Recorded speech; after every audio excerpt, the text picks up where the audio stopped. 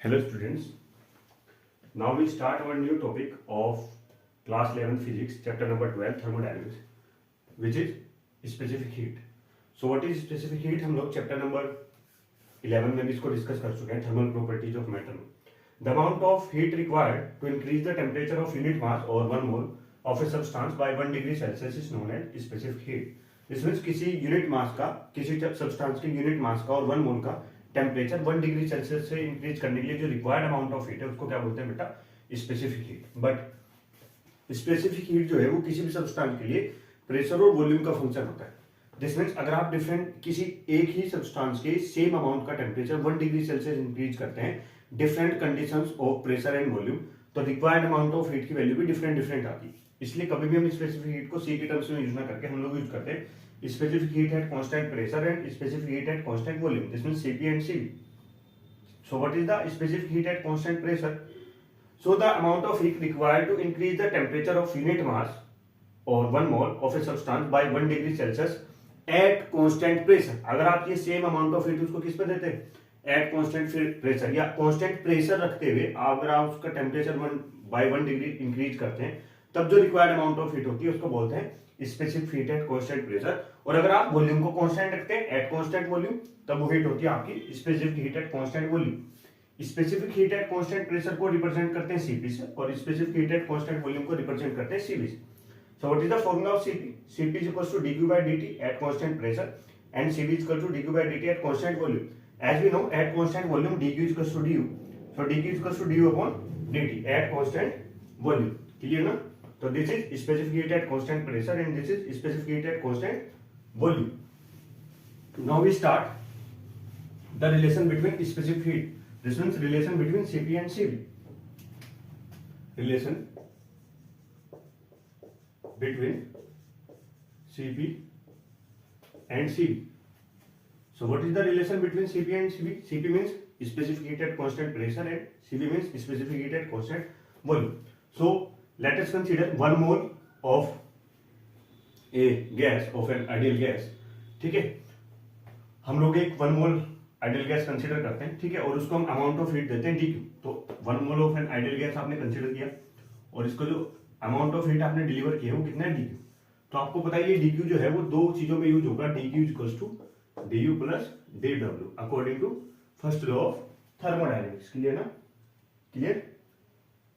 ठीक है, चलिए dq equals to du plus dw.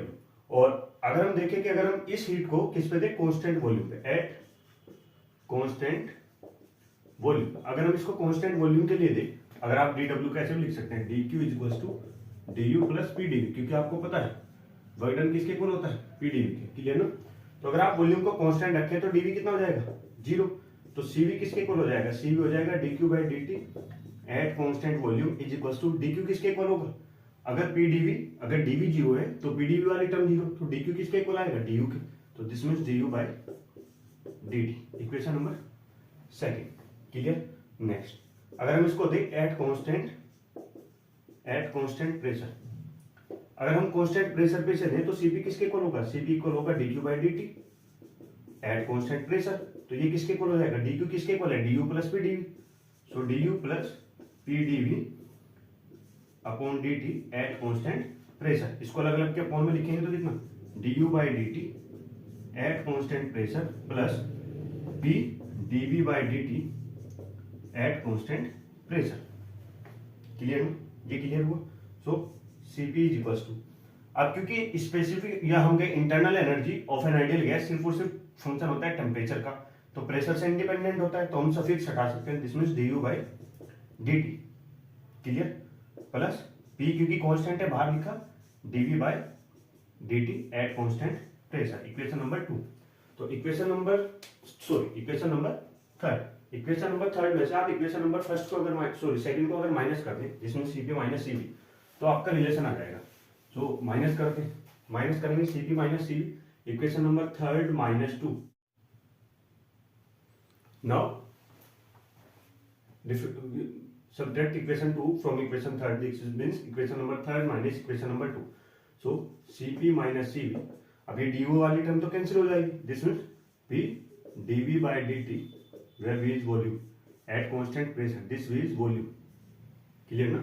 And equation number 4, now from ideal gas equation PV equals to RT.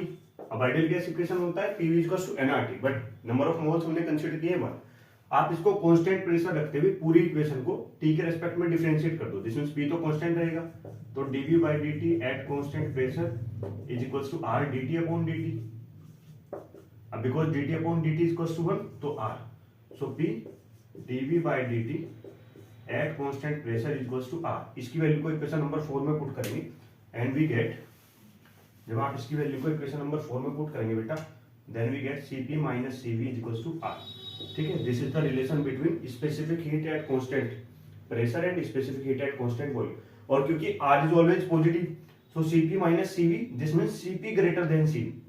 ये भी clear होता है कि specific heat at constant pressure is always greater than specific heat at constant volume, and this relation is also known as Mayer's formula. Mayer's formula, इस relation को क्या बोलते हैं बेटा, मेयर्स फॉर्मूला बोलते हैं। डन, क्लियर ना। Now we start a new topic, this is thermodynamic process. Thermodynamic process,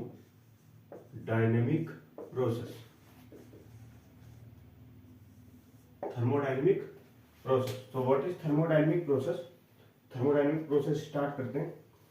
ठीक है, आई होप आपको लेक्चर की जरूरत होंगे।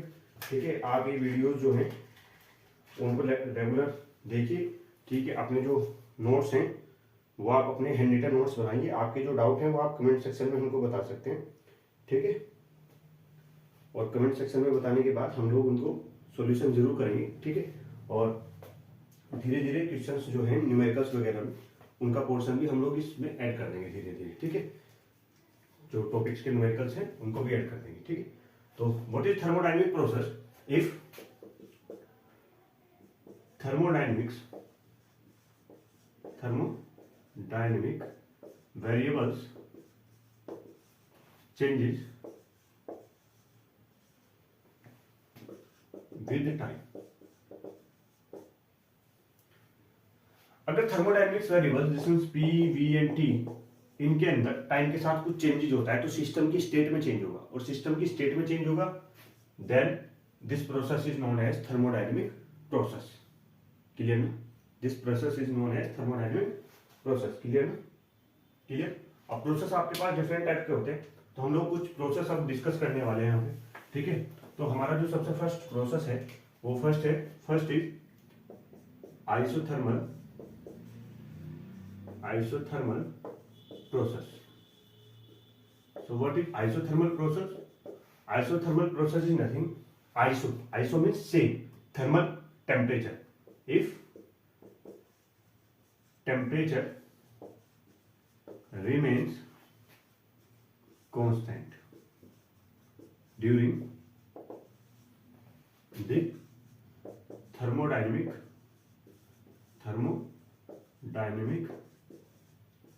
प्रोसेस। अगर थर्मोडायनेमिक प्रोसेस के अंदर टेम्परेचर क्या रहता है, constant, then this process is known as isothermal process. And the equation of isothermal process, equation of isothermal process. So as we know that PV is equals to, for ideal gas, PV is equals to nRT. Here n is constant number of mole, R is gas constant. If temperature is constant, then right hand side वाली total term क्या बन जाएगी आपकी, constant. This means PV is equals to K, where K is a constant. So this is the equation of thermodynamic isothermal process. ये क्या है, isothermal process के लिए इक्वेशन है जो इक्वेशन ऑफ स्टेट डिफाइन करते हैं। क्लियर। अब हम कैलकुलेट करते हैं work done during isothermal process. Work done during isothermal process. Clear ना? आइसोथर्मल प्रोसेस में अगर आपको क्या करना है, वर्क डन करना है। ठीक है, तो वो अमाउंट ऑफ वर्क डन कितना होगा, तो इसके लिए हम कंसीडर करते हैं कि एक आइडियल गैस ले लेते हैं। एक आइडियल गैस के हमने एनमोल कंसीडर की, उसको एक सिलिंड्रिकल कंटेनर में हम लोग फिल कर लेते हैं, और जिसके अंदर एक फ्रिक्शनलेस पिस्टन लगा हुआ है, और इस पिस्टन का एरिया है A, और इस पे गैस जो प्रेशर अप्लाई करती है वो है P। क्लियर हो गया ना। और इसका जो इनिशियल वॉल्यूम है गैस का वो V1 है और फाइनल वॉल्यूम जो है बेटा वो V2 है। Final volume V2 and initial volume क्या है V1 है। और गैस जब इस पर प्रेशर अप्लाई करती है तो इसके अंदर डिस्प्लेसमेंट होता है dx। क्लियर। तो as we know amount of work done dW is equals to PdV और total work done W is equals to integration of PdV। ये तो पता है हमको कि वर्क डन किसके इक्वल होता है PdV के small amount of work done. Total work done निकालेंगे तो फाइनल इंटीग्रेट कर देंगे V1 टू V2। क्लियर ना। Equation number. और फाइनल वर्क डन के लिए क्या करते हैं इंटीग्रेशन कर देते हैं फ्रॉम V1 टू V2। तो इसको इंटीग्रेट करें। अब प्रेशर की वैल्यू आपको पता है, अगर आप यहाँ से कैलकुलेट करेंगे तो P is equals to K upon V। Clear ना। और K is nothing, K is nRT। तो nRT अपॉन V इस वैल्यू को यहाँ पे पुट करते हैं फिर इंटीग्रेट कर देते हैं। तो जब आप इस वैल्यू को यहाँ पे पुट करोगे और इंटीग्रेट करोगे तो वैल्यू क्या आएगी, देखो work done W is equals to V1 to V2 pressure nRT upon V और dV। Equation number second. nRT constant है तो क्योंकि आइसोथर्मल प्रोसेस, तो W आइसोथर्मल कितना होगा, nRT तो बाहर आ जाएगा कांस्टेंट इंटीग्रेशन से V1 to V2 1 upon V dV। W isothermal nRT 1 upon V क्या होता है, 1 अपॉन V का इंटीग्रेशन क्या होगा ln V। क्लियर ना। और V1 टू V2। ठीक है। अपर लिमिट और लोअर लिमिट पुट करेंगे तो किसके इक्वल हो जाएगा, W isothermal is equals to nRT put करते हैं ln V2 minus ln V1। Clear ना। ये तो लॉग की टर्म में बेस ही पे। अगर आपको बेस 10 लेना है तो क्या करेंगे, ln को लॉग में चेंज करेंगे। दिस मींस 2.303 से क्या कर देंगे multiply nRT and log of V2 minus log of V1 and log A minus log B किसके इक्वल होता है, log A अपॉन V। तो W isothermal 2.303 nRT log of V2 upon V1. This is the work done in isothermal process. Clear हुआ? Yes or no? This is the work done in isothermal process. Clear? Clear ना? और अगर आपको pressure की term में लिखना है then W isothermal is equals to 2.303 nRT log of P1 upon log of base 10 आएगा बेटा, log of P1 upon P2। This is the work done in isothermal process। Next video में हम लोग discuss करेंगे adiabatic process, cyclic process और isobaric process, isochoric process. Clear. और फिर उनमें amount of work done. Thank you so much.